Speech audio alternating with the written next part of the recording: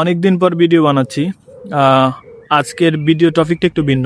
দেখেন, বাংলাদেশের মানুষের যদি আপনি প্রশ্ন করেন যে বাংলাদেশের সবচেয়ে বড় সমস্যা কি, আমার কাছে মনে হয় বেশিরভাগ মানুষ এক বাক্যে বলবে যে বাংলাদেশের সবচেয়ে বড় সমস্যা হলো দুর্নীতি। আমার কাছে তা মনে হয় না। আমার কাছে মনে হয় যে বাংলাদেশের সবচেয়ে বড় সমস্যা হলো যে বিচার ব্যবস্থা। কেন এই কথা বলতেছি? আমার কাছে মনে হয় যে বিচার ব্যবস্থার সমস্যার কারণে দুর্নীতি সৃষ্টি হয়, সমাজে অরাগত হয়, অন্য সমস্যাগুলো হয়। কিভাবে? দেখেন, একটা সাধারণ মামলা, কেউ যদি অপরাধ করে এবং অপরাধের শিকার যদি কেউ হয় এবং সে যদি মামলা করে, তাহলে দেখা গেছে যে এই মামলা স্বাভাবিক প্রক্রিয়া শেষ হইতে 10 থেকে 12 বছর লাগে। এখন এই 10-12 বছর পরে এই মামলার রায় দিয়ে সুষ্ঠু বিচার যদি পায়ও, এই সুষ্ঠু বিচার দিয়ে একটা মানুষ কি করবে? 10-12 বছরে এই যে বিচার চাচ্ছে এই মানুষটা যে কত জায়গায় যাইতে হইতেছে বিচারের জন্য, দিন শেষে কিন্তু ওই মানুষটা হতাশাগ্রস্ত হয়ে যায়। এতে করে আপনি গ্রামীণ জীবনে যদি বসবাস করেন, দেখবেন যে বাংলাদেশের অনেক মানুষের মধ্যে মামলা বিমুখতা আছে।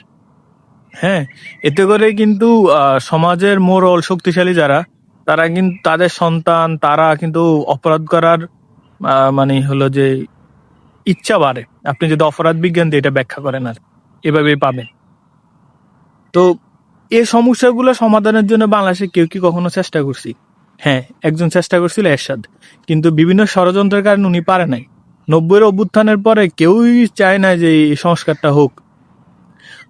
24শে জুলাই একটা অনেক বড় গণ অভ্যুত্থান হইলো, এরপরেও মানে এটা নিয়ে কেউ কথা বলে না। হ্যাঁ, একটা সংস্কার করার ইচ্ছে ছিল, সেটা হলো যে সচিবালয়কে আলাদা করে দেওয়া, মানে বিচার বিভাগ সচিবালয় আলাদা থাকবে। এটা আসলে অন্য আরেকটা সমস্যা সৃষ্টি করবে। কিভাবে? গত 17 বছর বা তারও আগে বাংলাদেশের বিচার ব্যবস্থা এমন ভাবে চলছে, এটা একটা মানে হলো যে দুষ্ট সন্তান আছে না বাপ মায়ের, মানে বাংলাদেশে যদি আপনি একটা পিতা ধরেন, তার দুষ্ট সন্তান হয়ে গেছে বিচার বিভাগ। এখন এটারে যদি আপনি স্বাধীনভাবে চলতে দেন, তাহলে আরেক বিপদ।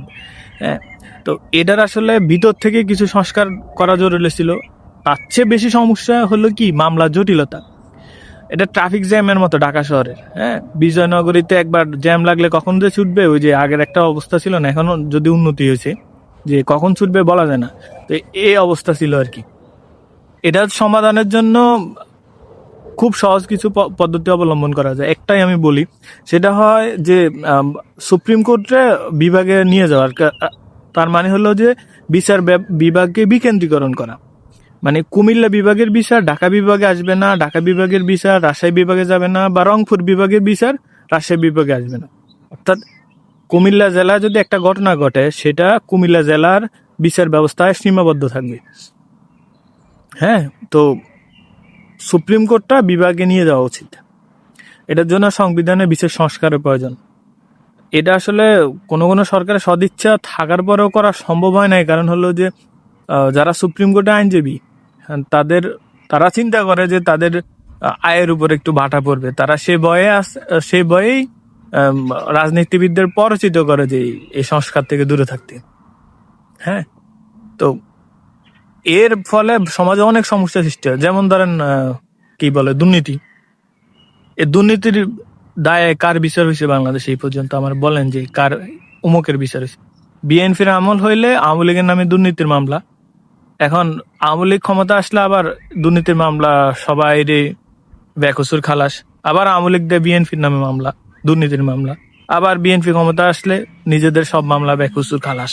তাহলে বাংলাদেশে সবাই মানে ফেরেস্তা, দুর্নীতি কেউ করে নাই। আর একটা প্রশ্ন আসতে পারে, দুর্নীতি খালি কি রাজনীতিবিদরা করে, আর কেউ করে নাই? বাংলাদেশের প্রশাসনে কেউ করে নাই? সচিবালয়ের কোনো আমলা করে নাই? কোন আমলা জেলে আছে দুর্নীতি দেয় আমার বলেন, কেন নাই? এই রকম সমস্যাগুলো আপনি মানে সমাধান করার প্রক্রিয়া কি ছিল? আমার কাছে মনে হয় যে জুলাই পরবর্তী ডাক্তার জাফরুল্লাহর খুব বেশি প্রয়োজন ছিল বাংলাদেশে, খুব বেশি। হ্যাঁ, এই মানুষটাই বিভিন্ন সভা সেমিনারে এই বেসিক সমস্যাগুলো নিয়ে কথা বলছিল। দেশটার অনেক ভালোবাসতেন, তো দেখা গেল মৃত্যুর পরে কেউ আর দামই দিল না ওনারে।